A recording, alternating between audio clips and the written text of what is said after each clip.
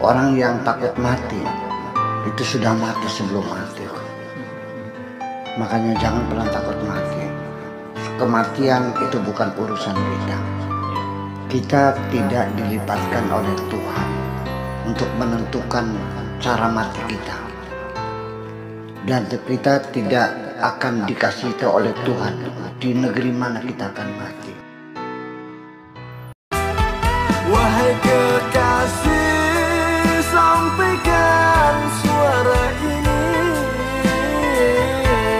Tangis rindu ingin seperti dirimu. Warahmatullahi wabarakatuh. Bismillah, tawakkaltu ala Allah, la haula wa la quwwata illa billah. Asyhadu an la ilaha illallah wa asyhadu anna Muhammadar Rasulullah. Allahumma salli ala sayyidina Muhammadin wa ala alihi wa sahabatihi ajma'in, amma ba'd.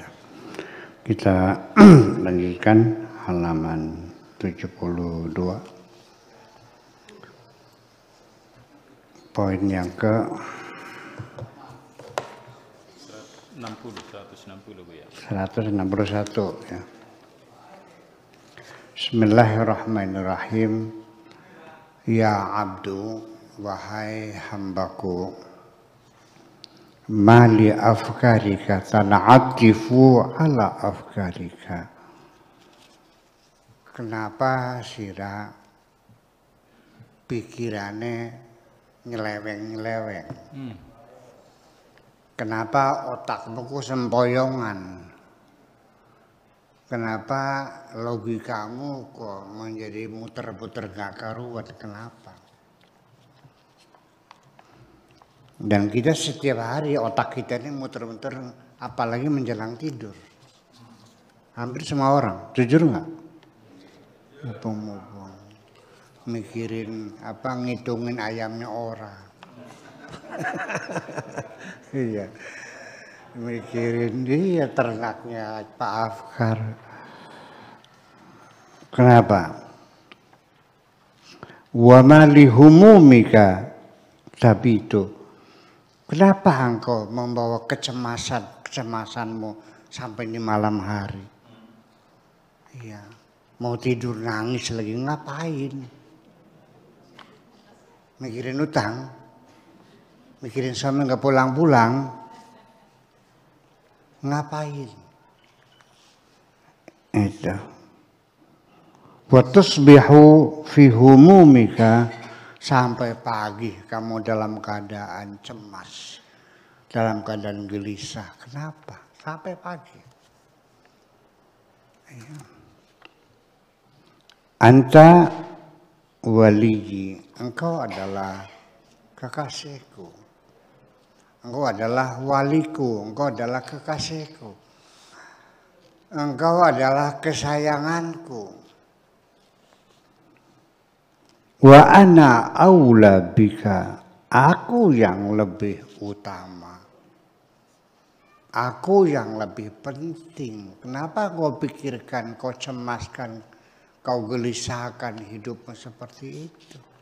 Kenapa nggak mikir aku saja sebagai kasihmu yang lebih utama kau pikirkan? Tidak mau mikir jangan dua mana-mana muter-muter. Ya. Fa'athbitni dzata sirrika. Sudah percayakan saja segala urusanmu kepadaku.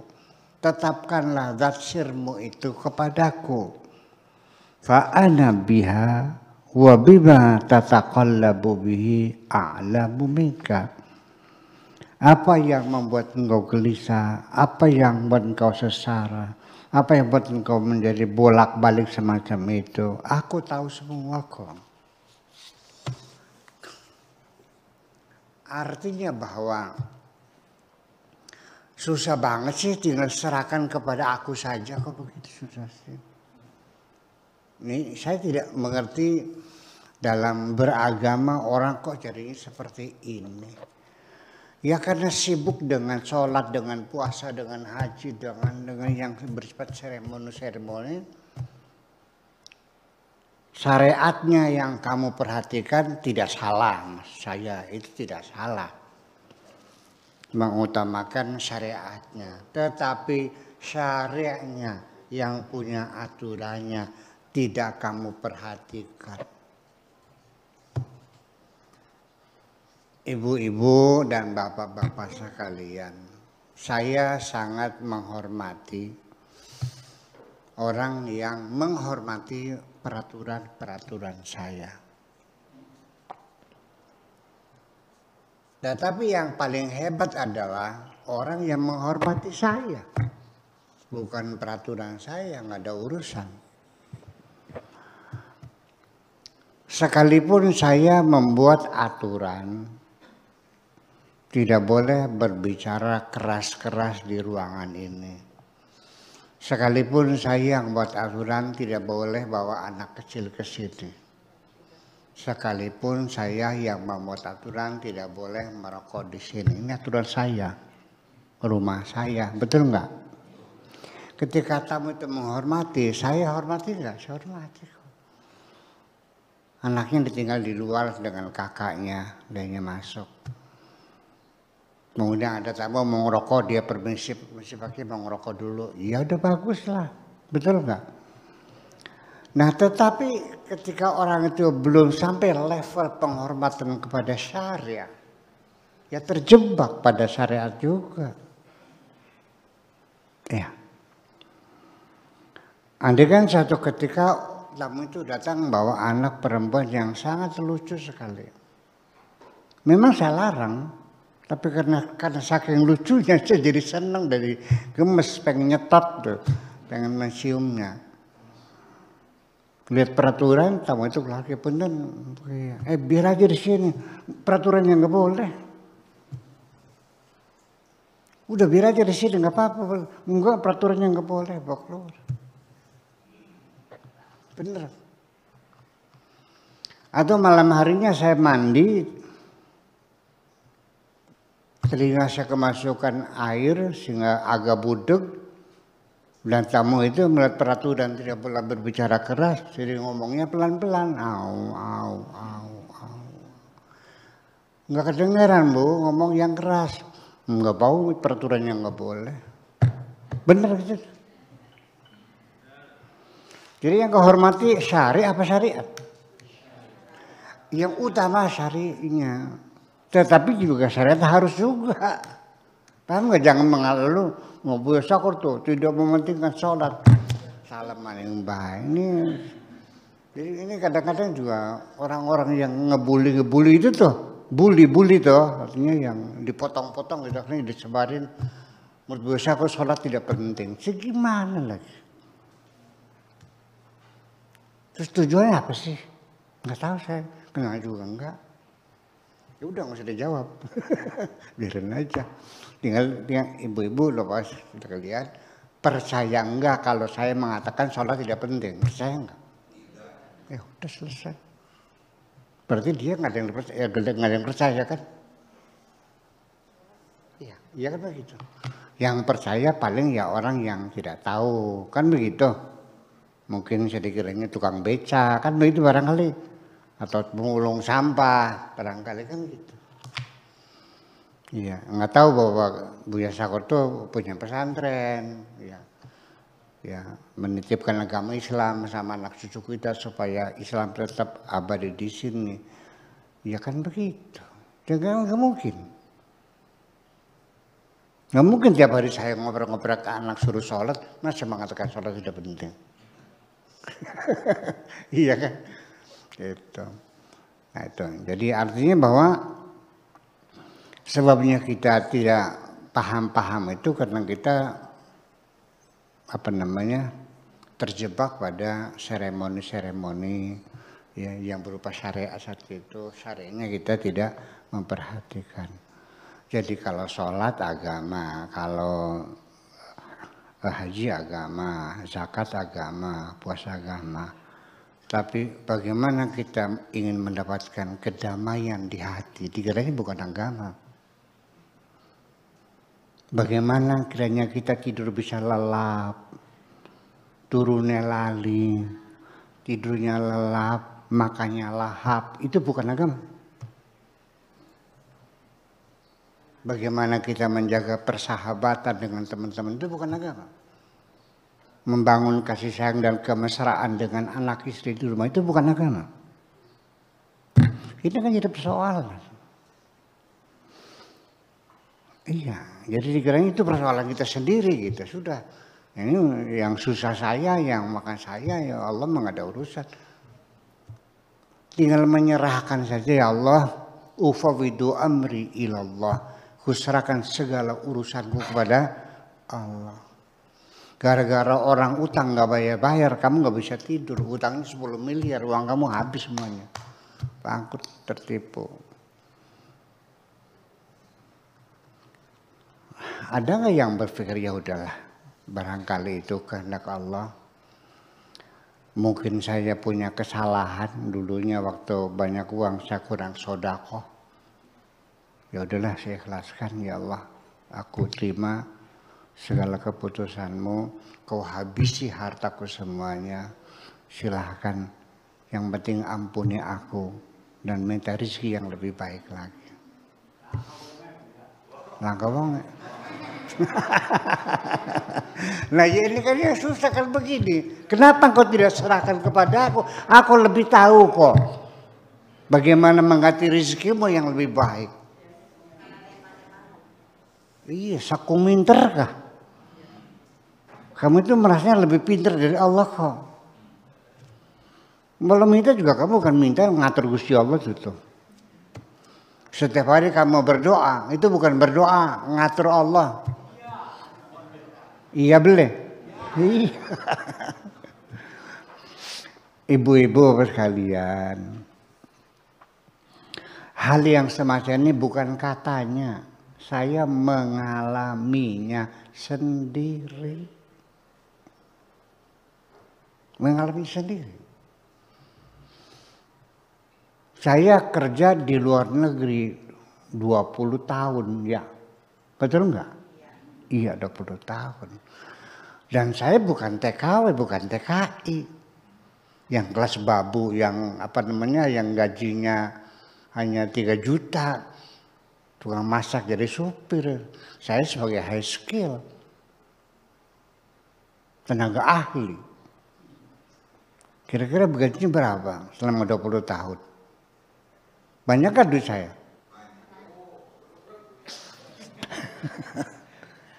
Dihabisin sampai nol gede. Sampai kompor bodol pun nggak ada.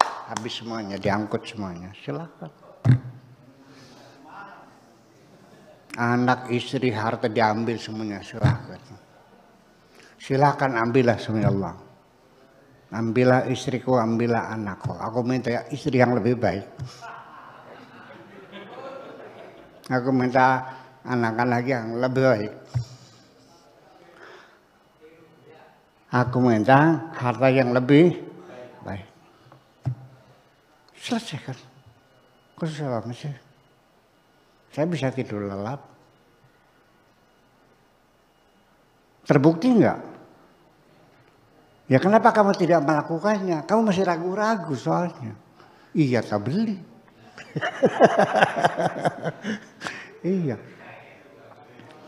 Motor hilang. Ya Allah, aku ikhlasin itu. Minta ganti yang lebih bagus lagi. Kan enak begitu. Allah juga senang melihat sikap seperti itu. Daripada engkau menyalah-nyalakan Allah. Yang memang tidak menyalah-nyalakan Allah secara langsung.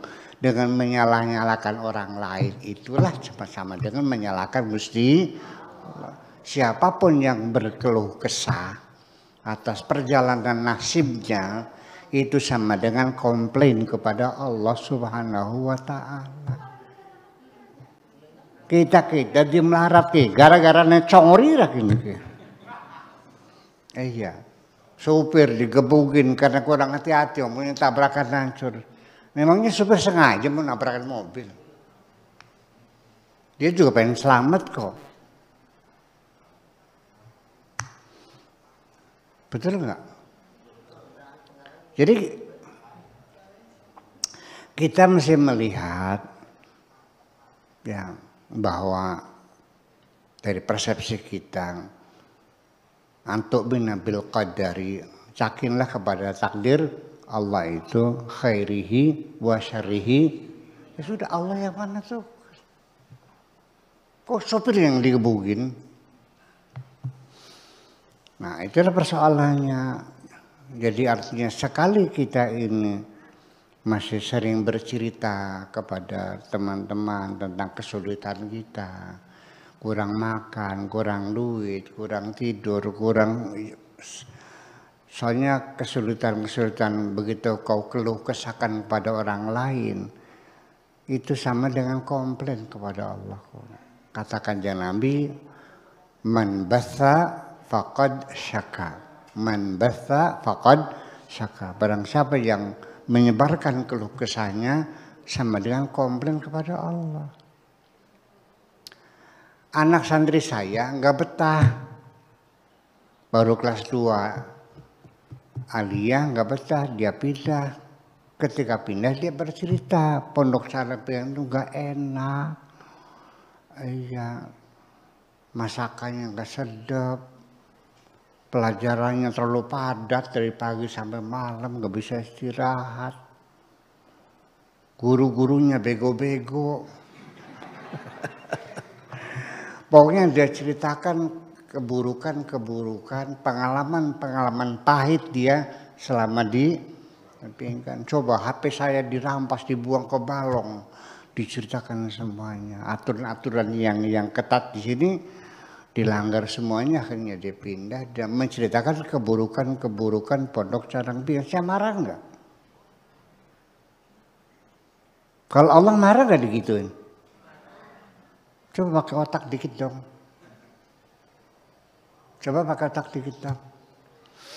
Memang iya, secara psikologis ketika kita menyampaikan kesulitan kita kepada seorang sahabat, kanda kebelenakan, laki kita kok cupar, masuk pengen lagi pacaran masuk kalau bro nawari kinda, wis laki mah plekeset, mengkertang nih.